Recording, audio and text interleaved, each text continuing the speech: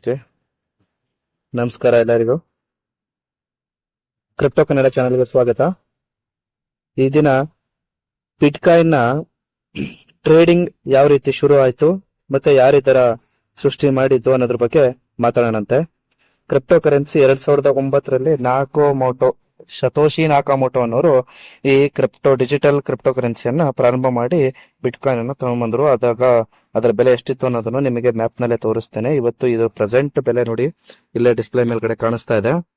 55 ಲಕ್ಷದಲ್ಲಿ trade ಆಗ್ತಾ ಇದೆ. 55,70,000ದಲ್ಲಿ ಇದರ ಟ್ರೇಡ್ ಆಗ್ತಾ ಇದೆ ಪ್ರೆಸೆಂಟ್.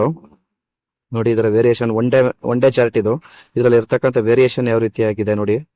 ರೆಡ್ ನಲ್ಲಿ ಇರ್ತಕ್ಕಂಥ ಬಿದ್ದಿರೋಂಥ ಮಾರ್ಕು, ಗ್ರೀನ್ ನಲ್ಲಿ ಇರ್ತಕ್ಕಂಥದ್ದು, ಮೇಲ್ಗಡೆ ಅಪ್ ಸೈಡ್ ಹೋಗಿರ್ತಕ್ಕಂಥ ಮಾರ್ಕು. ಓಕೆ ನೋಡಿ, ಕ್ರಿಪ್ಟೋ ಕರೆನ್ಸಿಯಲ್ಲಿ ಎಷ್ಟೋ ಜನ ಇಲ್ಲಿಗಲ್ ಅಂತ ಹೇಳ್ತಾರೆ. ಆದ್ರೆ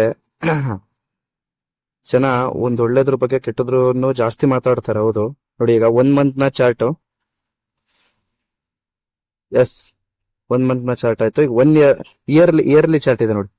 ಮಂತ್ಲಿ ಚಾರ್ಟ್ ಆಯ್ತು, ಈಗ ಇಯರ್ಲಿ ಚಾರ್ಟ್ ನಲ್ಲಿ ತೋರಿಸ್ತಾ ಇದೆ ಯಾವ ರೀತಿಯಾಗಿ ಪ್ರಾರಂಭವಾಗಿದ್ದು ಅನ್ನೋದ್ರ ಬಗ್ಗೆ.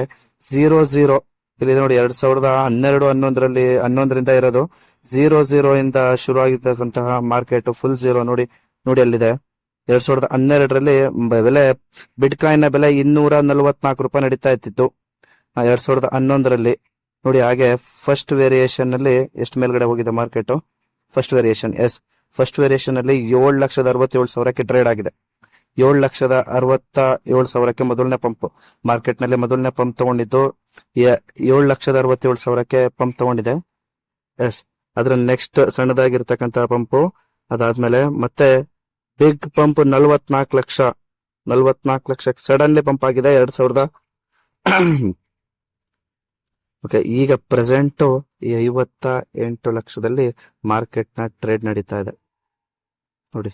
ಯಾವ ರೀತಿಯಾಗಿರ್ತಕ್ಕಂಥ ಬಿಟ್ಕಾಯಿನ್ 0 200 ರೂಪಾಯಿ 100 ರೂಪಾಯಿ ಅವತ್ತು ಹೂಡಿಕೆ ಮಾಡಿದಂತವ್ರು ಇವತ್ತು ಲಕ್ಷ ಕೋಟಿಗೆ ಬೆಲೆ ಬಾಳ್ತಾ ಇದ್ದಾರೆ ಬಿಟ್ಕಾಯಿನ್ ನ ಹೋಲ್ಡ್ ಮಾಡಿರ್ತಕ್ಕಂಥವ್ರು.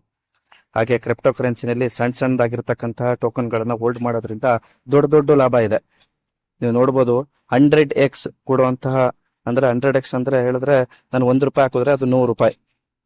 ಈ ರೀತಿಯಾಗಿರ್ತಕ್ಕಂತಹ ಅನೇಕ ಟೋಕನ್ ಗಳಿದಾವೆ. ಅದನ್ನ ನಾನು ನಿಮಗೆ ತಿಳಿಸ್ಕೊಡ್ತೀನಿ ಮುಂದಿನ ವಿಡಿಯೋದಲ್ಲಿ. ನನ್ನ ಚಾನಲ್ ನ ಸಬ್ಸ್ಕ್ರೈಬ್ ಮಾಡಿ.